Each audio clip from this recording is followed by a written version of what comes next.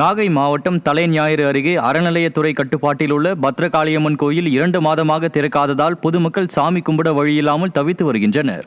இதுகுறித்து அறநிலையத்துறை அதிகாரிகளை தொடர்பு கொண்டு புகார் கூறியும் எந்த பதிலளிக்காமல் அலட்சியமாக இருப்பதாக பக்தர்கள் குற்றம் சாட்டுகின்றனர்.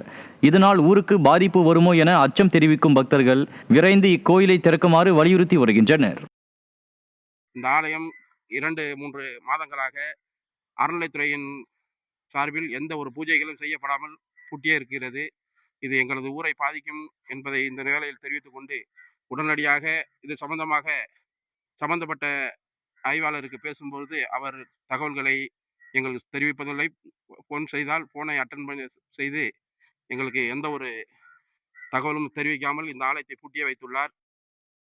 தருமபுரி மாவட்டம் அன்னசாரகம் 32 மற்றும் 33வது வார்டுக்குட்பட்ட பகுதியில் ஜல்லிக்கற்கள் போடாமல் வெறும் மணலின் மேல் சிமெண்ட் சாலை அமைத்ததை அப்பகுதி மக்கள் தடுத்து நிறுத்தினர்.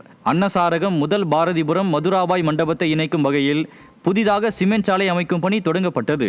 இந்நிலையில் ஒப்பந்ததாரர் சாலை அமைக்க ஜல்லிக்கற்களை போடாமல் வெறும் மணலின் மேல் சிமெண்ட் ஊற்றி சாலை அமைத்துள்ளனர். இதையறிந்த அப்பகுதி மக்கள் ஒப்பந்ததாரருடன் வாக்குவாதத்தில் ஈடுபட்டு சாலை அமைக்கும் பணியை தடுத்து நிறுத்தினர்.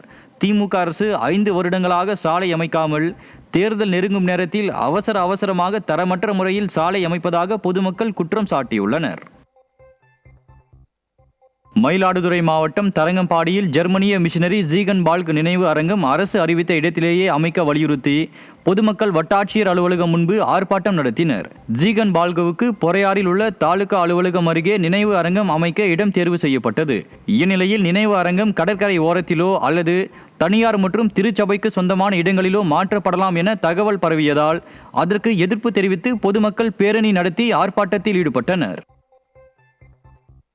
கொடுத்த வாக்குறுதியை நிறைவேற்றாத திமுக அரசிற்கு வரும் தேர்தலில் தக்க பாடம் புகட்டப்படும் என தமிழ்நாடு அரசு உதவி பெறும் தனியார் பள்ளி ஆசிரியர் அலுவலர் கூட்டமைப்பு எச்சரிக்கை விடுத்துள்ளது. குமரி மாவட்டம் நாகர்கோவிலில் பேட்டியளித்த அதன் நிர்வாகிகள் தங்களை ஏமாற்றிய திமுக அரசை கண்டித்து வருகின்ற 21ஆம் தேதி மாநிலம் முழுவதும் பட்டினி போராட்டம் நடத்துவோம் என்றும் எச்சரித்துள்ளனர். ஆனால் இந்த 5 ஆண்டுகளாக அதை நடைமுறைப்படுத்தவில்லை. இதற்காக சென்னையில போராட்டங்கள் நடத்தியிருக்கோம், பல்வேறு ஆர்ப்பாட்டங்கள் நடத்தியிருக்கோம், மந்திரிகளை சந்திச்சிருக்கோம். இந்த சிறுபான்மை அமைப்பினுடைய பேராயர்கள் அரசுக்கு கோரிக்கை விடுத்திருக்காங்க.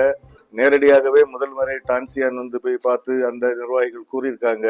இருப்பினும் எந்த நடவடிக்கையும் இதுவரை எடுக்கப்படவில்லை. எனவே இந்த சட்டசபை கூட்டத்தொடரில இந்த அரசு உதவி பெறும் பள்ளிகளுக்கும் அந்த 2.5 ஒதுக்கீடை வழங்க வேண்டும், அரசுக்கு அதை கவனத்துக்கு கொண்டு செல்ல வேண்டும் என்ற ஒரே காரணத்துல தான் இந்த பட்டினி போராட்டம் நடைபெறுகிறது.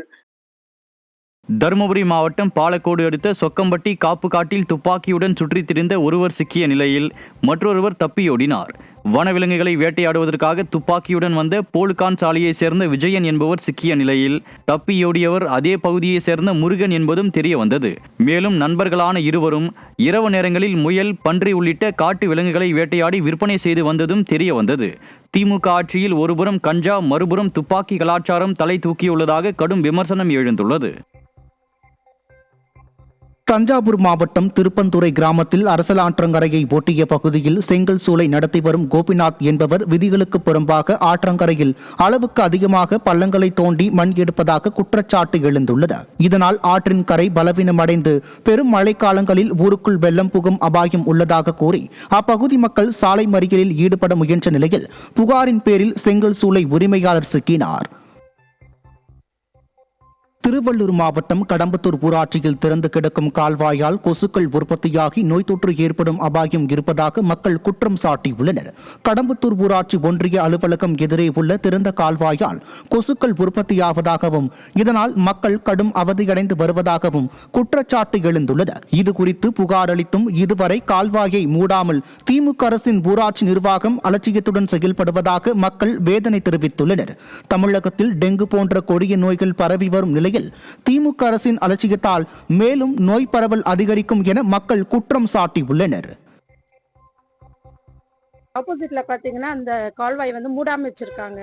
அதுல தண்ணி நிறைய தேங்கி இருக்கிறதுனால கொசு நிறைய பூச்சிங்க எல்லாமே அதுல இருக்கு. இதனால பாத்தீங்கன்னா எங்க ரொம்ப பாதிக்கப்படுறோம். ஒரு 4 மணில இருந்தே கொசு வர ஆரம்பிச்சது.